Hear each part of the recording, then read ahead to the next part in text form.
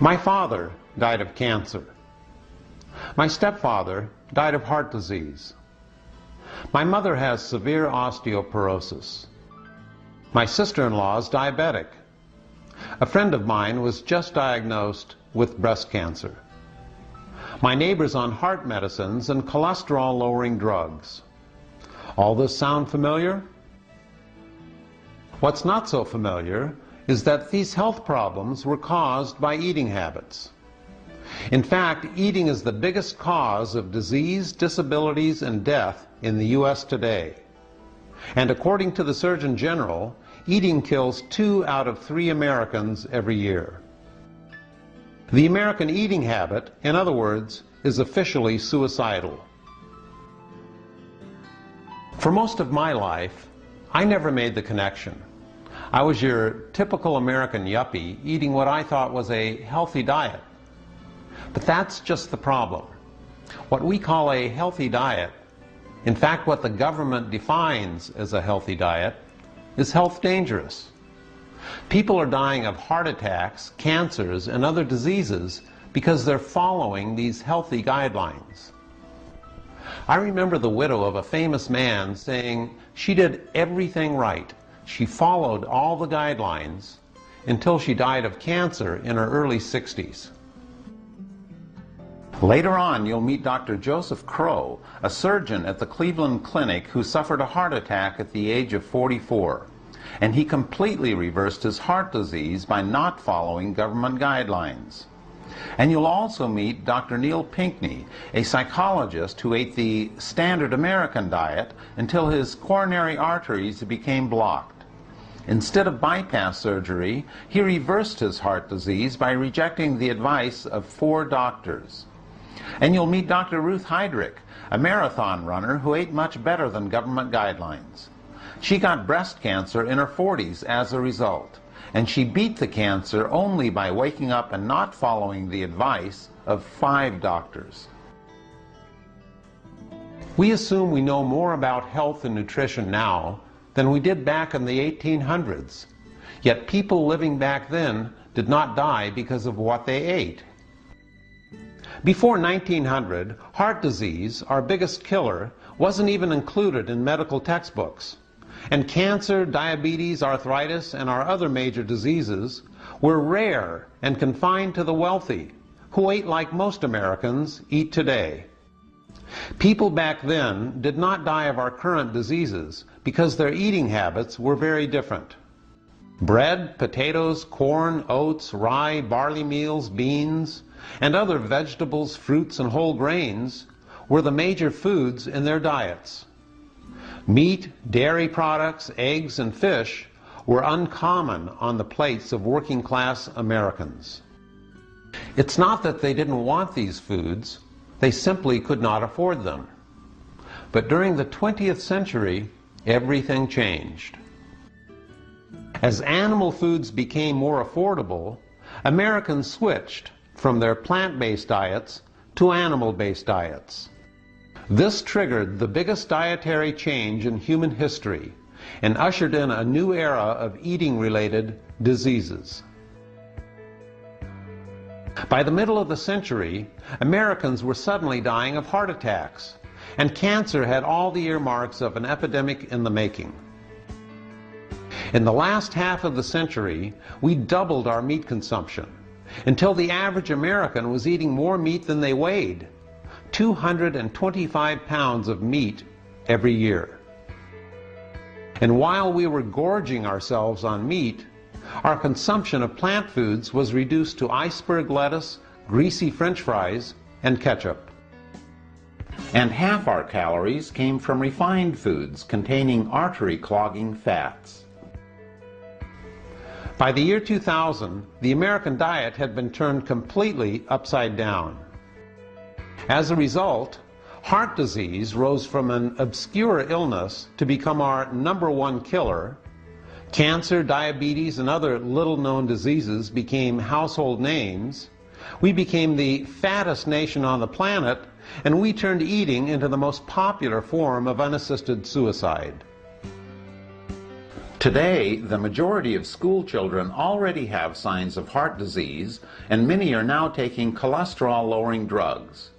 And 85% of adults suffer from hardening of the arteries, and half of the entire population will die prematurely due to heart disease. And over 40% of the population will develop a life-threatening cancer. We've become a nation of walking wounded because of our diet. What Americans consider to be a healthy diet today is like a train wreck to the body.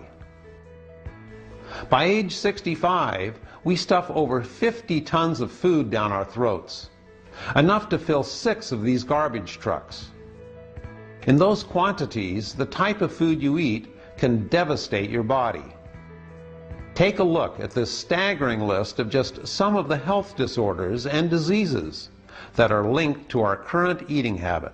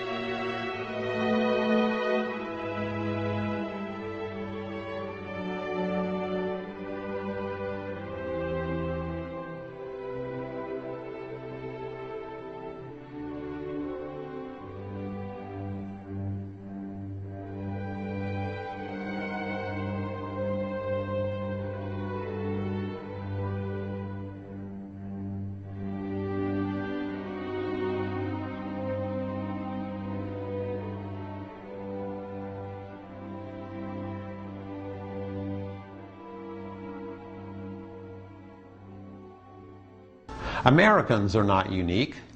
When people in other parts of the world abandon their traditional plant-based diets and start eating like Americans, they start dying like Americans. The pattern is not only obvious, but totally predictable. No matter where you look, when people adopt animal-based diets, heart disease and cancer suddenly become their biggest killers.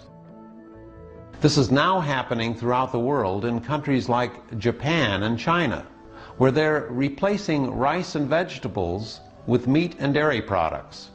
And American eating diseases are spreading like wildfire. The one thing an animal-based diet does best is kill people. It does this by clogging arteries and restricting the flow of blood and oxygen throughout the body. Deprive the heart of oxygen, you get a heart attack. Deprive the brain of oxygen, you get a stroke. Deprive your tissues and cells of oxygen, and you set up the underlying cause of all cancers. Eating animal foods causes a fatty sludge buildup in your blood, and some of it sticks to the sides of your arteries. Your blood should be as clean and clear as the wine in this glass. When you eat a high-fat meal, it creates a fatty sludge buildup in your blood and causes your body to spend the next 5 hours cleaning up the mess. Of course, the excess fat and cholesterol eventually settles, usually in your arteries. This picture shows how fat and cholesterol build up in the arteries and restrict the flow of blood. The blue circle shows how wide the artery should be, and the red circle shows how narrow it has become. Now imagine blood vessels throughout your entire body clogging up like this. The vast majority of our major diseases today, ranging from heart disease to spinal disc deterioration to senility, are ultimately the result of clogged arteries. In other words, clogged arteries go far beyond heart disease, and almost all Americans have heart disease throughout their entire bodies. The seriousness of clogged blood vessels can't be exaggerated. More people die from blood vessel diseases than from all other causes of death combined. The primary cause of clogged blood vessels is cholesterol, and the only dietary source of cholesterol on the planet is animal foods. Animal foods close arteries. Plant foods open them. This is why our switch from a plant-based diet to an animal-based diet has been the biggest health disaster in human history.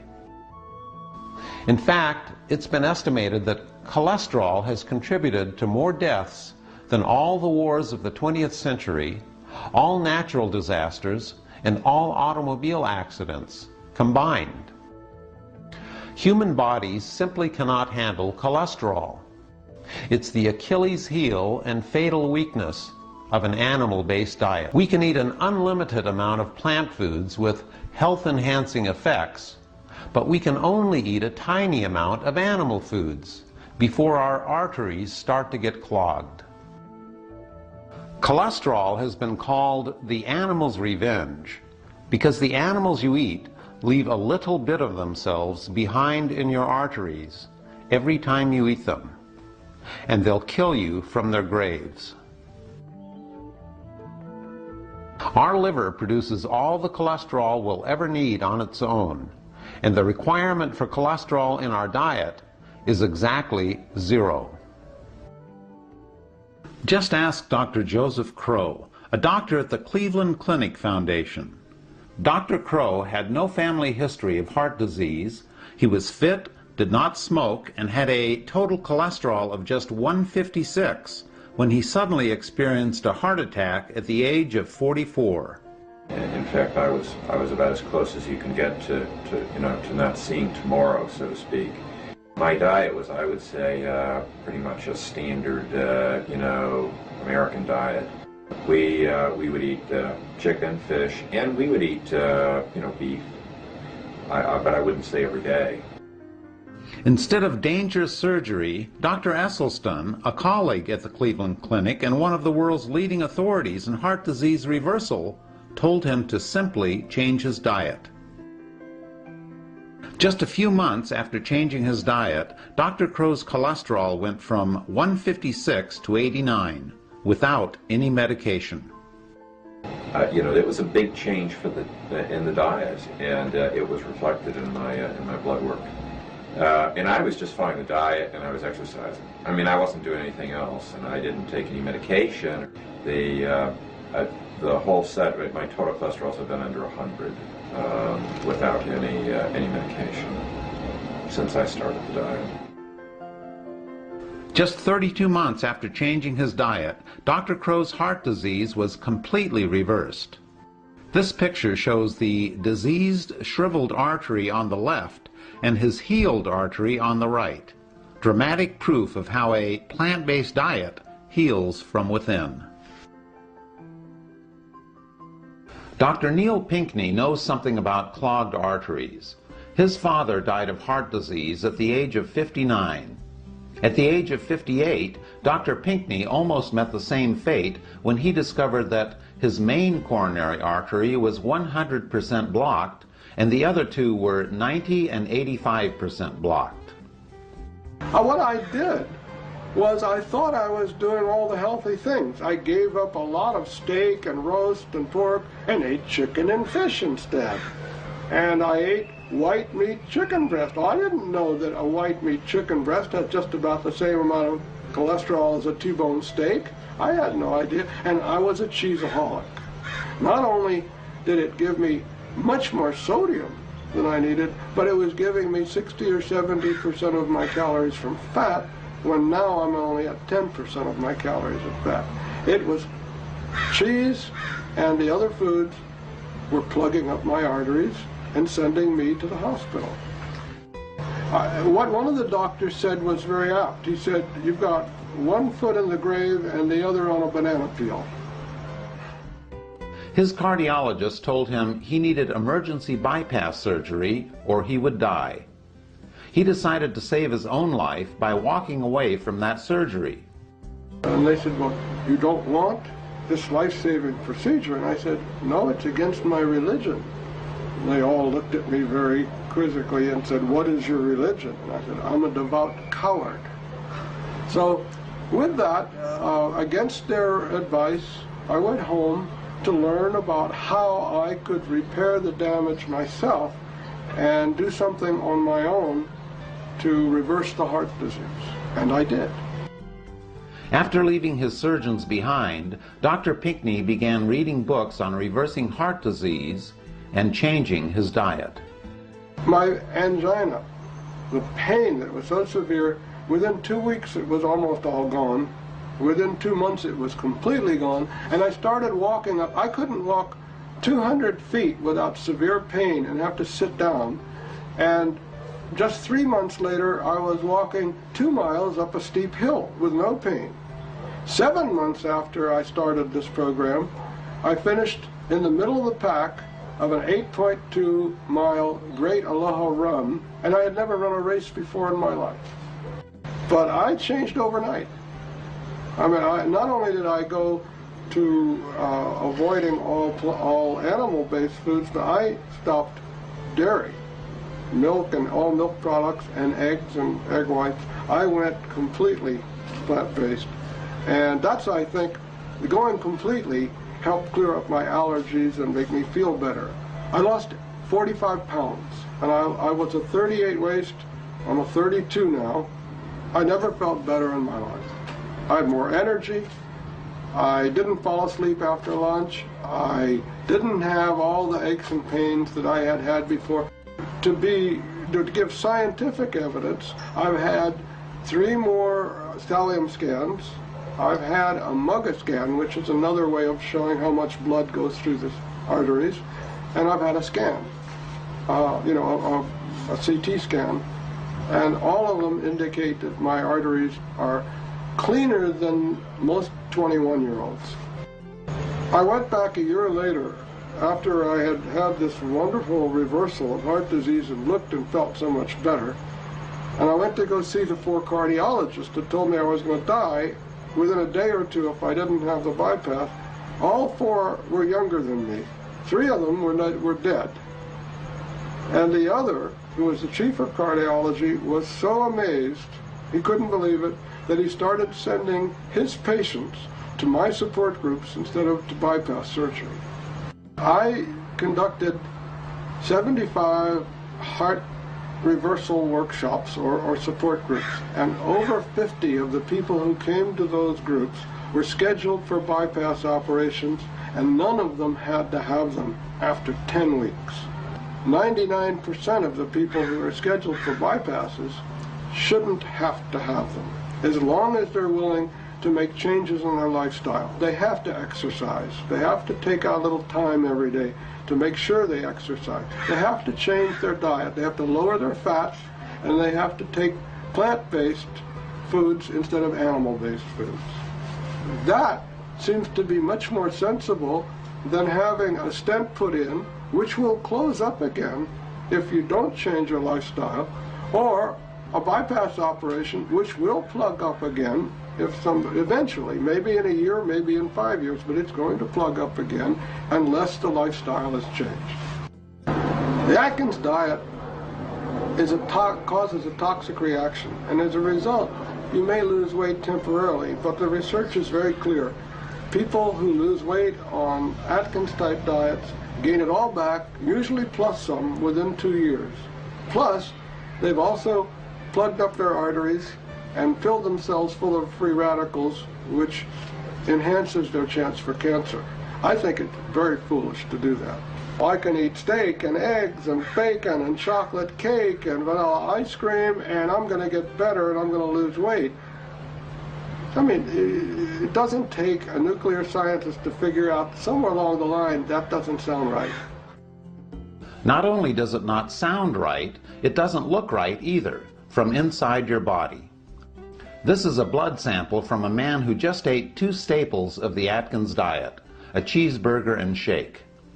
So it shouldn't come as a big surprise that high-fat diets, such as the Atkins diet, cause a whopping 40% reduction in blood flow to the heart after just 1 year. Dr. Esselstyn is one of the world's leading experts at treating heart disease. He says heart disease can be stopped in its tracks and reversed by adopting a simple plant-based diet. He should know.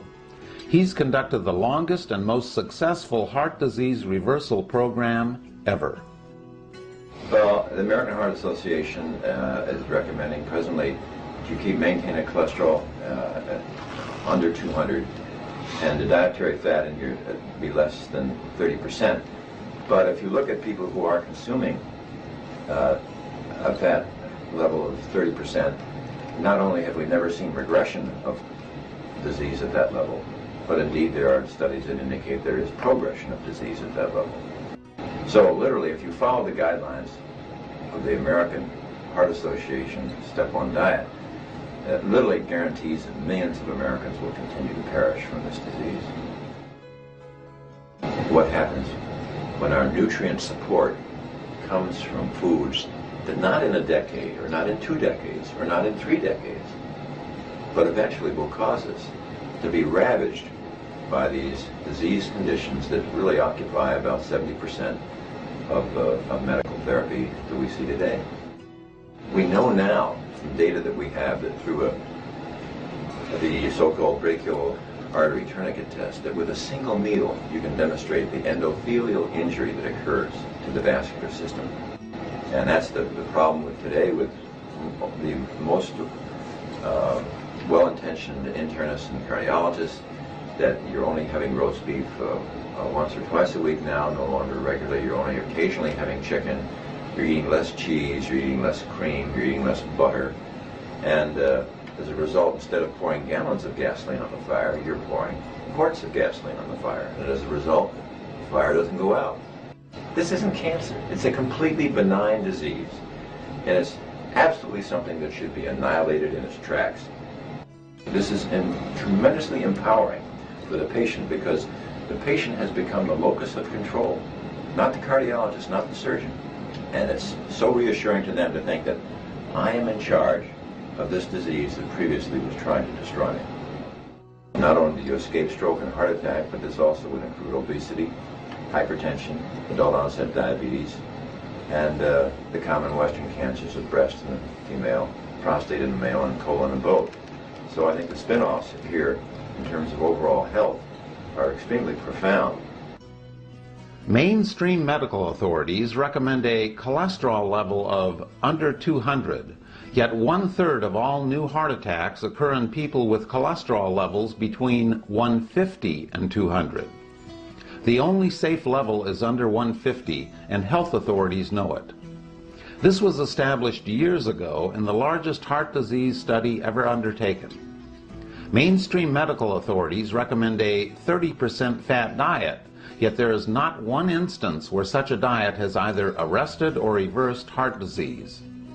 In fact, that level of fat promotes heart disease. Why such a high-fat recommendation? Because our esteemed health authorities readily accept money from food lobbies pushing high-fat foods, and that money shapes their recommendations. Contrary to mainstream advice, which draws a distinction between good fat and bad fat, doctors who actually reverse heart disease say it's not the type of fat that's important, but the total amount of fat in your diet that is important. Not only does clinical evidence confirm this, but more importantly, actual heart disease reversal diets confirm this. Health authorities who argue that a 30% fat diet is heart healthy do not have a single case of heart disease arrest or reversal to point to. Not a single solitary individual. And it shouldn't be for a lack of funding. Dr. Neil Pinckney accomplished his heart disease reversal and actually saved money on groceries. And it isn't just coincidence that individuals throughout the world eating low-fat diets do not get heart disease, nor do they get our common cancers. The biggest killer in America today is the result of high-fat diets the American government and mainstream authorities are promoting that are fueled by the money given to them by food lobbies pushing high-fat foods. Diet is the only cure for heart disease, yet it's lost in the news by drug companies developing ever more profitable drugs that do not cure the disease, but only serve to keep Americans on the very diet that causes heart disease.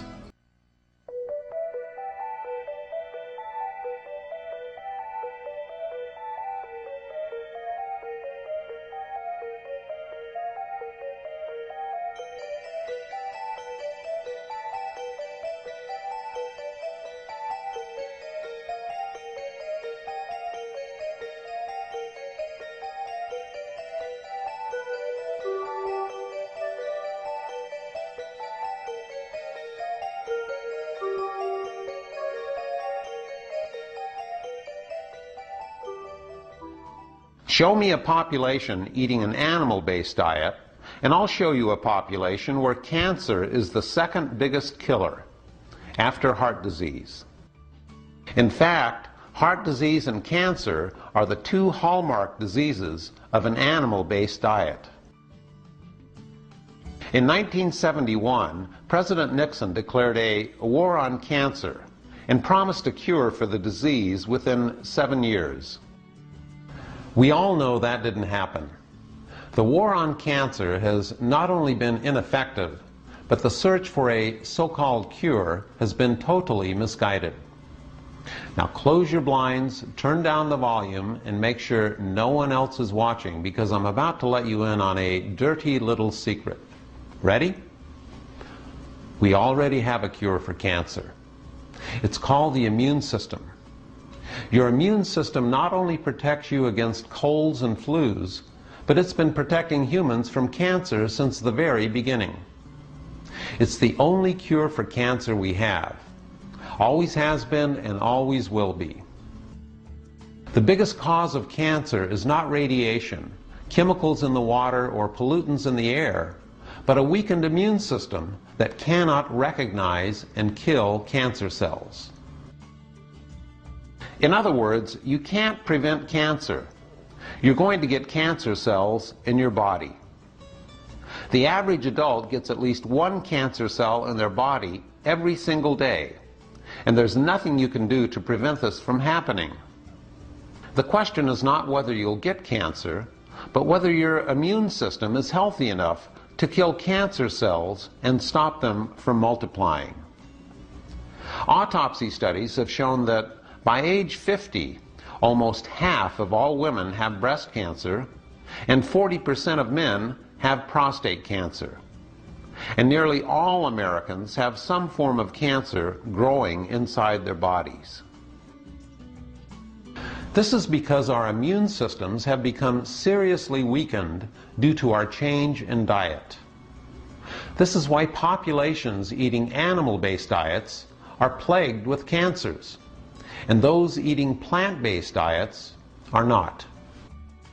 Don't look to the cancer industry for a cure.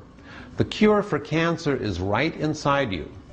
And the only way to win your personal war on cancer is to strengthen your immune system by changing your diet. Plant foods are the only foods that strengthen the immune system and contain cancer-fighting nutrients. So a change to a plant-based diet turns out to be the only real cure for cancer we have. The strongest cancer-fighting medicines on the planet don't have scary names, and they're not found in hospitals, but in your humble grocery store.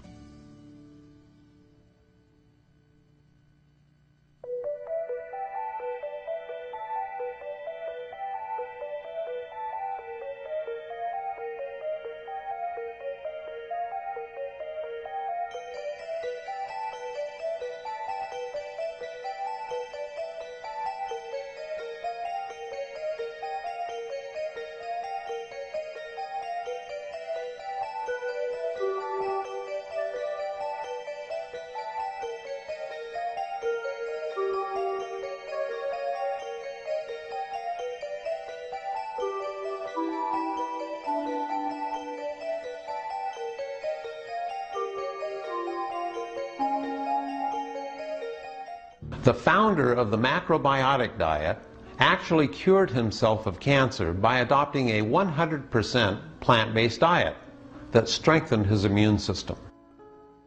A surgeon developed breast cancer and her tumor grew to the size of a grapefruit. She rejected conventional treatments and completely cured her cancer by radically changing her diet and lifestyle. Another physician found out he had prostate cancer that had spread throughout his body. On the chance advice of two strangers, he adopted a 100% plant-based diet and reversed his cancer. There are thousands of cases where people have reversed serious cancers by changing to a strict plant-based diet. Cancer cells don't just fade away. The only thing that will defeat cancer is a strong immune system, and plant foods strengthen that immune system. Just ask Dr. Ruth Heydrich, who was diagnosed with breast cancer over 20 years ago, despite the fact she was eating better and exercising more back then than what government guidelines recommend today. It can't be cancer. I'm too healthy. I'm a marathoner, for God's sake. I can't have cancer. This lump is something else. I was horrified, mortified, felt betrayed by my body, thought this can't be happening. So even though I felt healthy, there was this insidious cancer that was growing inside me. I didn't know it for a long time. After her surgery, she was faced with the prospect of chemotherapy and radiation treatments to kill cancer cells that had spread throughout her body. When I was told that I needed chemotherapy and radiation, I was dreading it. I was thinking it was scary. I really did not want to have poison injected in my veins. And having worked for the military, I knew what radiation damage could do to a body. I did not want that. So I was looking for something to tell me another way. I just maybe intuitively felt that there has to be another answer. She sought not just a second opinion, but 5 second opinions, until she found Dr. John McDougall, who said in no uncertain terms her breast cancer was caused by her diet. Before my dietary change, I ate what I call the SAD diet, the standard American diet.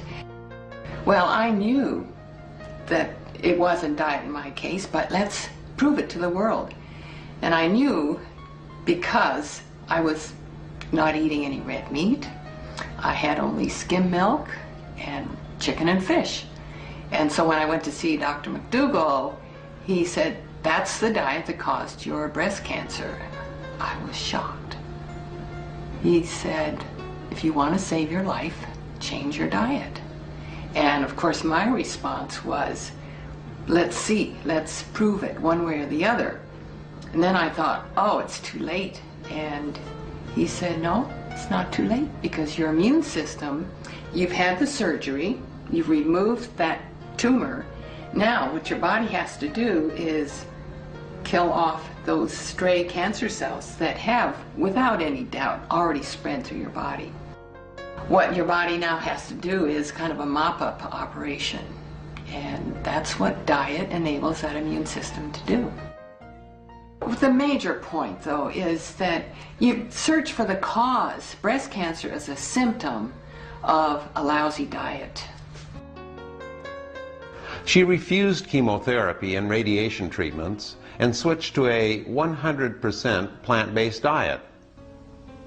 20 years later, she's cancer-free and credits her new diet with saving her life. Breast cancer thrives in an estrogen-rich environment, and women in America are literally swimming in estrogen with levels up to twice as high as women eating plant-based diets. Animal-based diets also cause girls to begin their menstrual cycles at a much younger age than girls eating plant-based diets. In just 140 years, the average age of puberty in U.S. girls has dropped from 17 to 12, and menopause starts 4 years later. In other words, an animal-based diet has added 9 years of menstrual cycles to the lives of women. How do we know this is caused by diet? Because girls raised in the U.S. and throughout the world on plant-based diets reach their puberty at the normal age. Usually, parents take great pride as they see their children mature and they think, oh, my daughter's, we're getting graphic again, started her periods when she was 11 years old, and they think that this is good. Actually, it's bad. It increases the risk of breast cancer, premature death, heart disease, all these other problems. We need to turn it around and try to delay the onset of puberty in our children. Men on animal-based diets also reach puberty earlier and have abnormally high levels of testosterone. And studies have linked high testosterone levels to prostate cancer. Men throughout the world eating traditional plant-based diets have normal testosterone levels and don't get prostate cancer. In 1993, the National Cancer Institute published the results of a study with women who had been treated for breast cancer. They told half the women to continue with their typical American diets and asked the other half to change to a plant-based diet. After only 4 years, almost 40% of the women who stayed on their animal-based diets had recurrences of breast cancer. Not a single woman who changed to a plant-based diet had a recurrence of breast cancer. The difference between the two groups? Animal-based diets feed cancers. Plant-based diets feed your immune system. Cancer just doesn't go away on its own, and it will return with a vengeance if your immune system can't fight it. When you look around the world, populations eating animal-based diets have skyrocketing rates of breast and other cancers, compared to those populations eating plant-based diets. When I was diagnosed back in 1982, the incidence of breast cancer in women was 1 in 14. A couple of years after that, it was 1 in 12. Then I watched it 1 in 10, 1 in 8, and it's still increasing in frequency. And if you look at this planet Earth, and again, the incidence of breast cancer all around, you find it is highest in those countries that eat the most animal foods, that have the highest fat consumption. And conversely, breast cancer is extremely rare in those countries that can't afford to eat animals.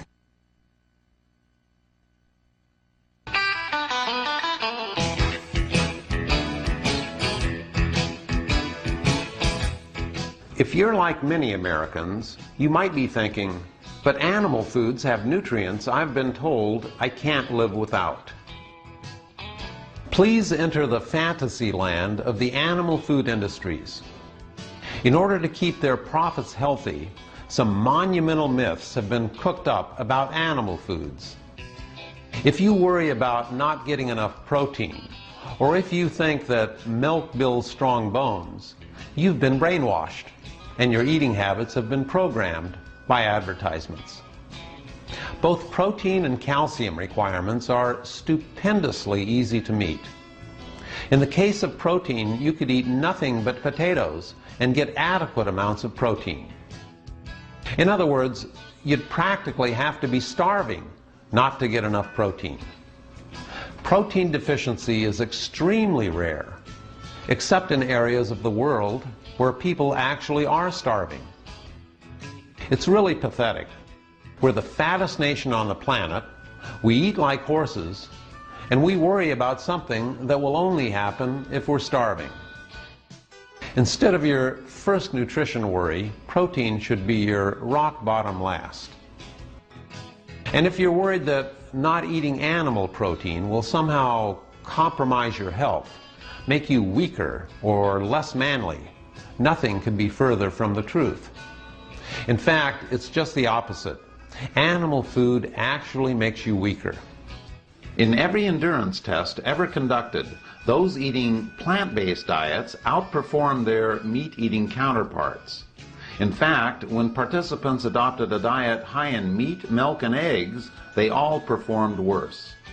And Olympian Carl Lewis had the best year of his career the first year he switched to a 100% plant-based diet. Lori Ann Lloyd fuels her body with a plant-based diet, and that has won her the world record in the obstacle course. And her record still stands unbeaten. A lot of people have been on the obstacle course. Firemen, policemen. I do it because it's very challenging. It's just like the cargo net free fall flip. You free fall halfway down the cargo net, grab a rope halfway down when you're head first and flip over. Females are, I think they're more athletic than most people realize. Lori, we call Lori the bionic woman. She's not human. And you see what she does on this course, she's not human. She's not.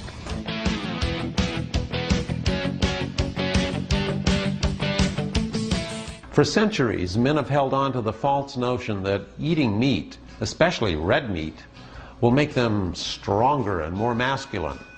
But in fact, not only does it diminish their physical performance, but men end up far less virile because their arteries get clogged.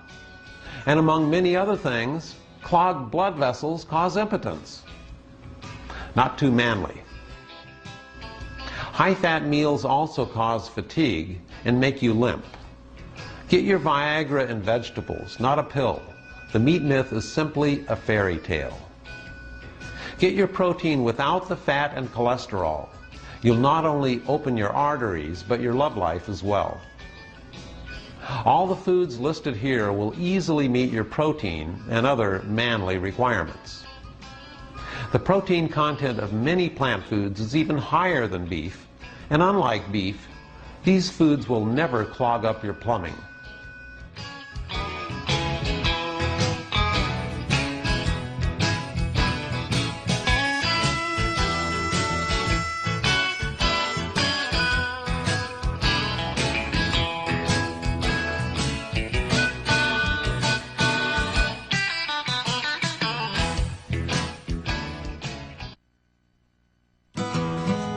Calcium brainwashing is even worse than protein brainwashing, in that you'll consume adequate amounts of calcium on any natural diet. In fact, calcium deficiency of a dietary origin is not only unknown in the United States, but there has not been a single recorded instance of calcium deficiency of a dietary origin in the entire history of the human race. Despite this fact, the dairy industry claims that Americans somehow have a calcium deficiency, and, big surprise, we're told we have to consume more dairy products.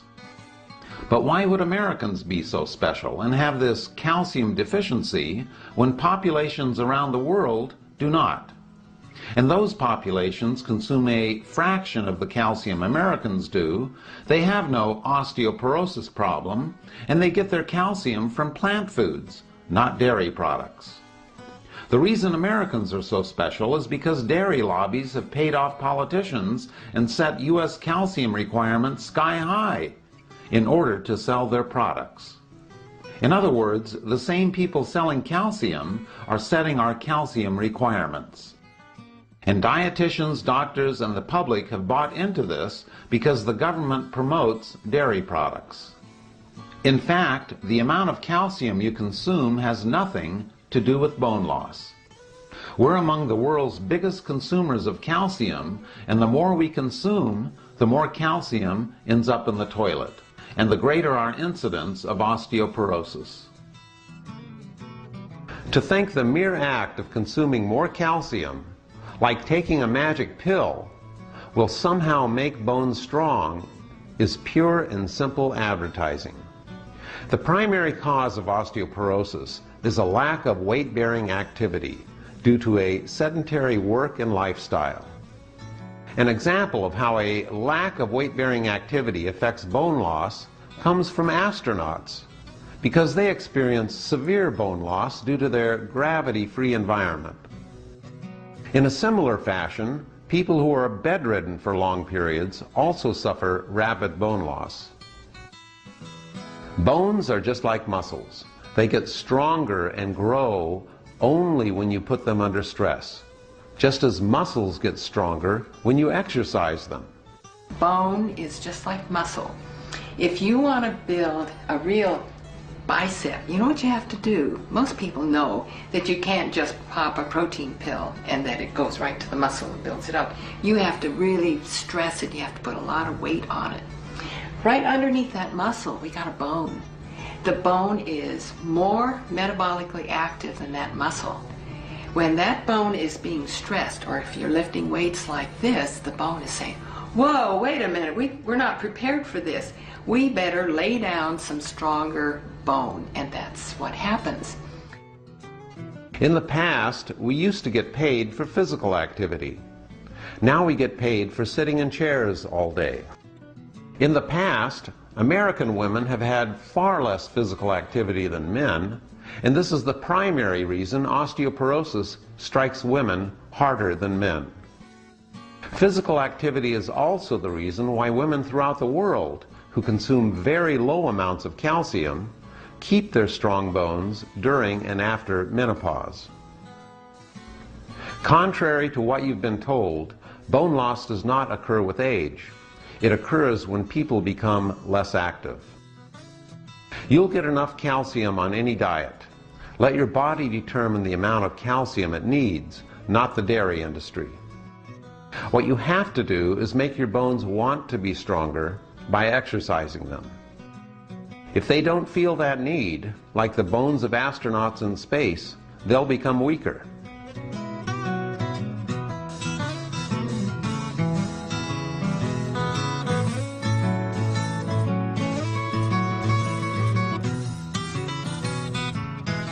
Sharing heart disease among family and friends is part of the American way of life, and to suggest you not share diseases with your loved ones is downright un-American.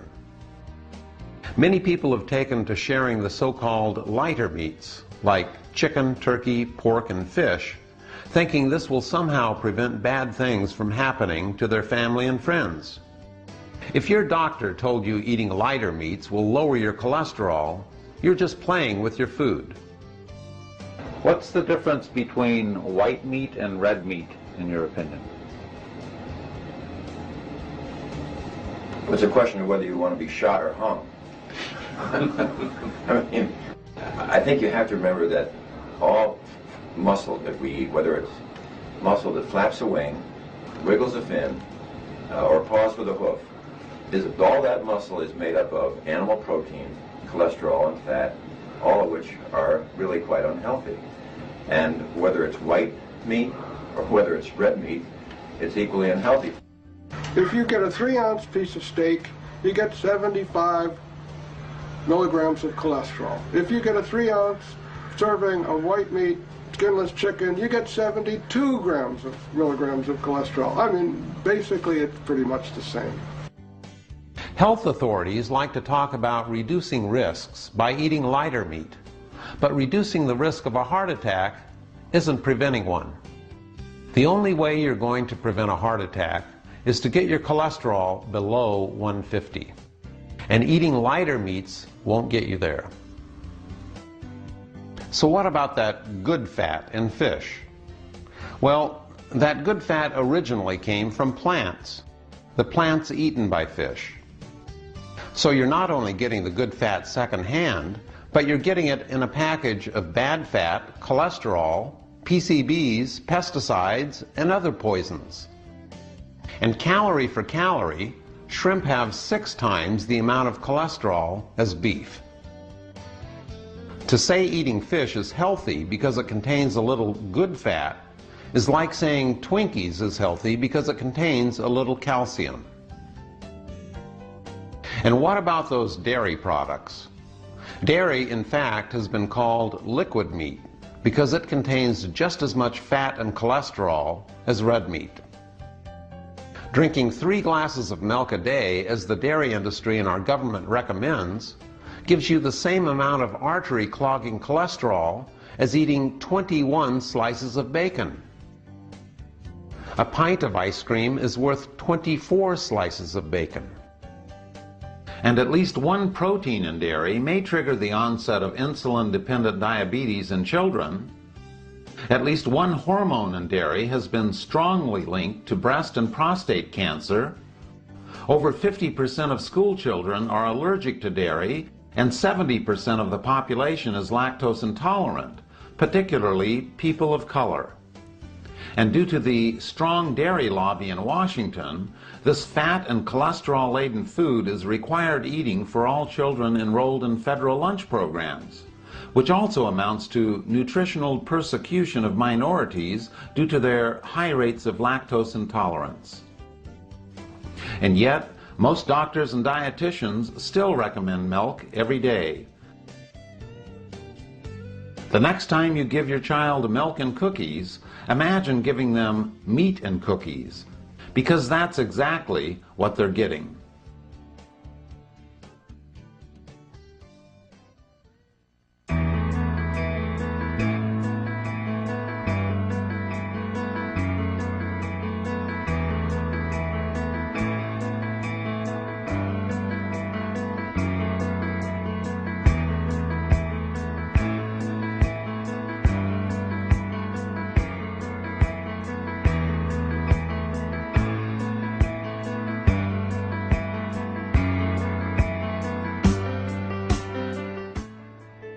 We live in a strange world when it comes to eating.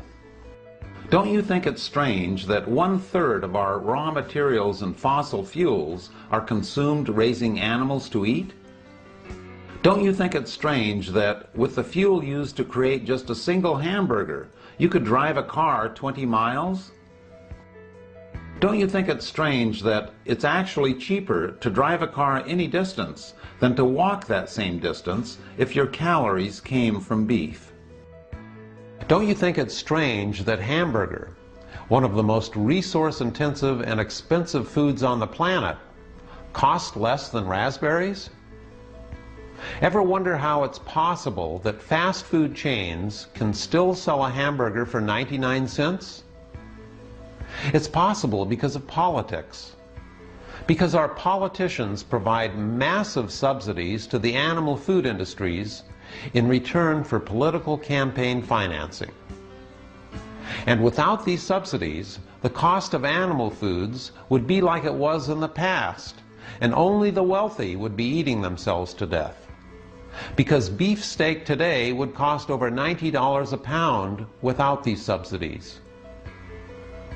You may think you're calling the shots when you're preparing meals, but there's a politician in your kitchen, and he's already decided what you'll be eating tonight. In fact, the most health-dangerous eating habit in human history is purely the result of government interference in the marketplace. Not only do animal food industries get subsidies to keep them in business, but they get a determining influence on our nutrition policies as well. The animal food lobbies have had their claws into everything from designing the government food pyramid, to staffing government bureaucracies, to setting our nutritional standards.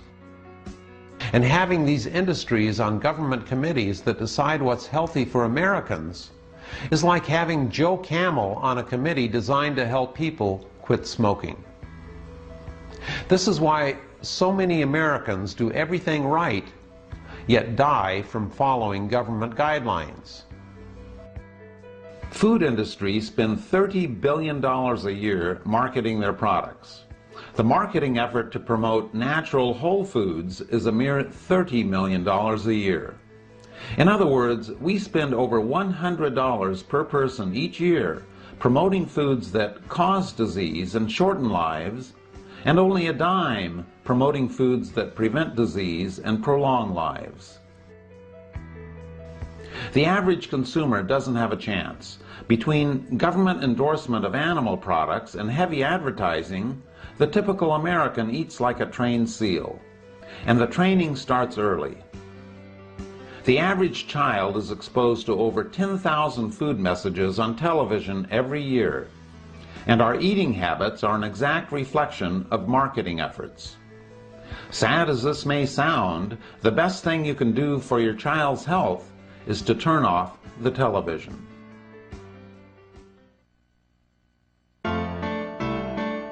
Not too long ago, Americans thought there was nothing wrong with smoking. Doctors smoked and even recommended cigarettes to their patients. 3 leading independent research organizations made a survey of doctors' cigarette preferences. 113,597 doctors were asked, "What cigarette do you smoke, doctor?" The brand named most was Camel. According to a nationwide survey, more doctors smoke Camels than any other cigarette. Cool cigarettes ran ads that their product actually prevented colds, and the media was filled with health claims for cigarettes. The tobacco industries used doctors to prove their case, and they used health claims in their slogans.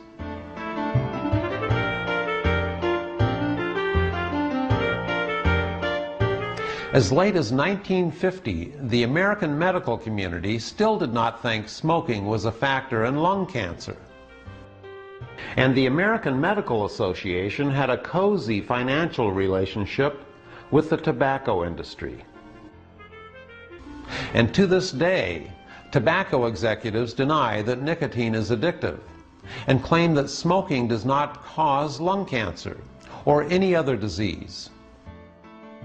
Today, we have the same attitude about animal foods. Like the tobacco industry, the animal food industries have all had advertisements taken off under court order because they were caught lying. And like tobacco executives, meat, dairy, and egg executives will swear that animal foods have nothing to do with heart disease, cancer, or any other disease, despite the medical evidence to the contrary. What smoking does for your lungs, cholesterol does for your arteries, and the damage is even more lethal. In fact, the link between an animal-based diet and heart disease is not only obvious, but just as strong as the link between smoking and lung cancer. What the animal food industries are doing for American health today is precisely what the tobacco industry did for our health just a few decades ago, only worse. By subsidizing the animal food industries, the government promotes an eating habit that's the biggest killer in America today. Like the tobacco industry, animal food industries publish phony studies, deny there are any risks involved in eating their products, and fight tooth and nail for every subsidy they can get. Like the tobacco industry, the animal food industries collect billions in subsidies and pocket billions in profits. And the public gets stiffed with higher taxes, disease, disabilities, and premature death. And we pay billions more for health care to treat problems caused by the foods these industries and the government promote.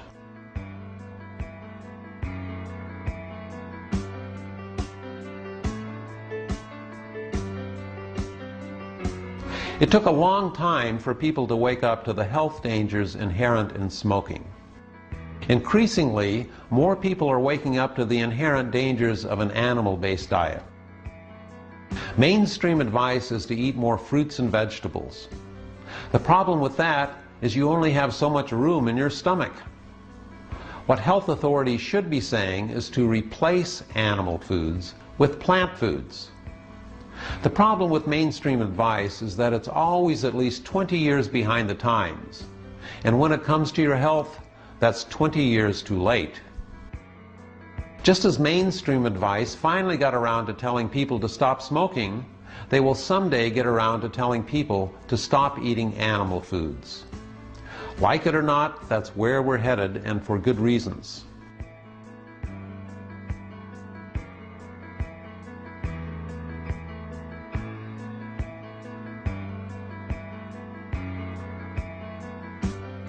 When I first changed to a plant-based diet, I switched overnight, and my diet evolved as I learned more about food.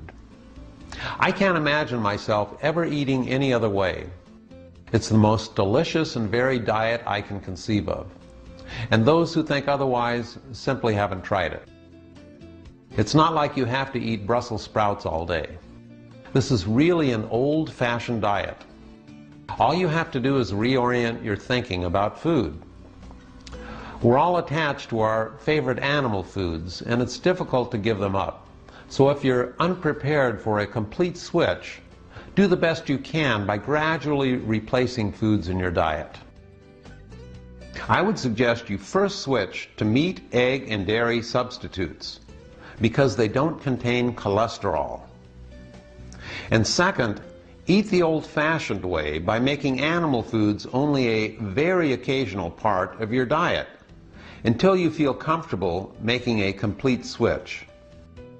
It's actually a lot easier than you think. Your diet can evolve, but keep pushing it. The closer you move to a complete plant-based diet, the greater the health benefits.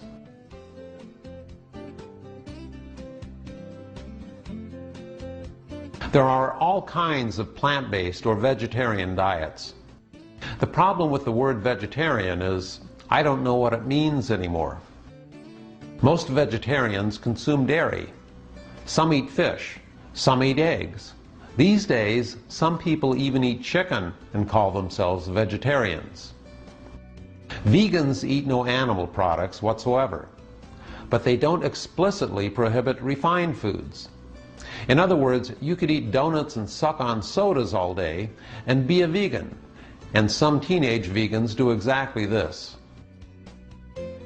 In order to be as explicit as possible, I've come up with the RAVE diet.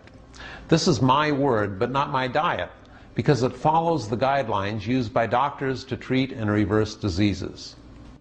It's just a simple acronym to help you remember the rules, which are no refined foods, no animal foods, no vegetable oils, no exceptions, and exercise.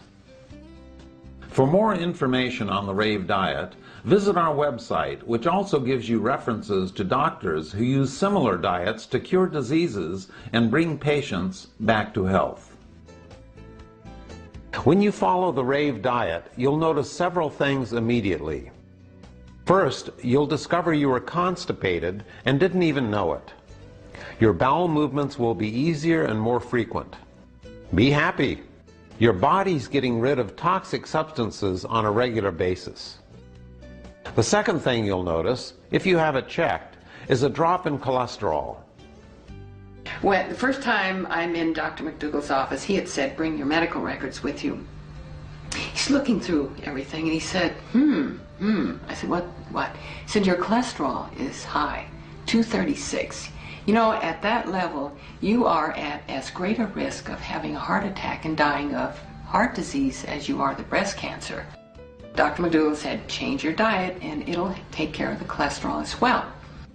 3 weeks later, exactly 21 days later, back in his office, blood test, cholesterol 160. 236, 160 in 3 weeks. No medication, no nothing. Just quit eating the stuff and it goes away. My own cholesterol went from 372, it's now 124. The third thing you'll notice is weight loss. What you won't notice immediately are the changes going on inside you.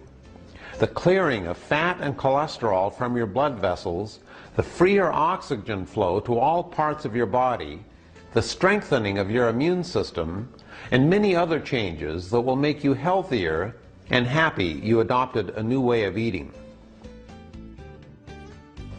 And the changes this diet can make to your health by just opening up your blood vessels can be profound in many different ways. Long before our food revolution, Thomas Edison wrote, "The doctor of the future will give no medicine, but will involve the patient in the proper use of food, fresh air, and exercise."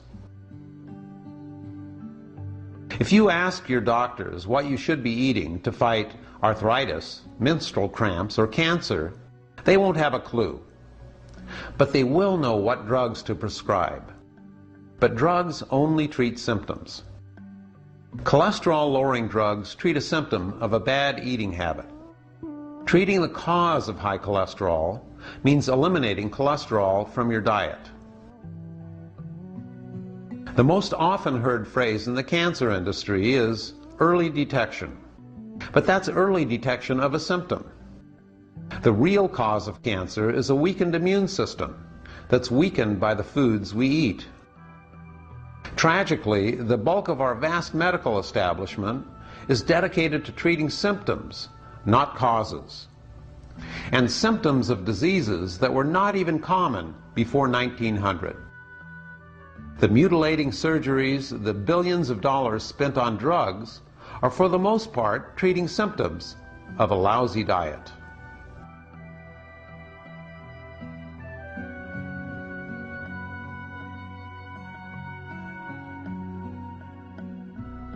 You might be asking, why doesn't my doctor know about the powerful effects of diet? Simply put, they haven't been trained in plant-based nutrition. We are not educated, we are not trained, and we are not in any way supported to work with our patient population in terms of education, disease prevention, and wellness. We are trained to focus on fixing the problem after it occurs, not preventing the problem. And that's true of all of medicine these days. Before you make a life-altering decision, get the advice of doctors who are trained in plant-based nutrition, who are completely reversing diseases by simple changes in diet and avoiding the use of drugs and surgery. Read the books listed at the end, and the next time you visit your doctor, don't be afraid to question his or her advice or seek second opinions.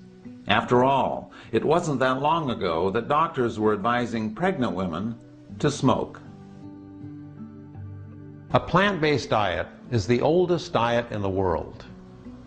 The rave diet just improves on most plant-based diets by excluding the foods that are at the root of our major diseases today.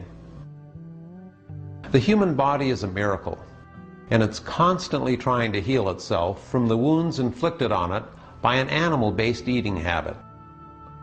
In fact, the whole point of the rave diet is to go back to the fundamental foods our bodies evolved with in order to give our bodies a chance to heal themselves. Because the best doctor on the planet is still right inside all of us.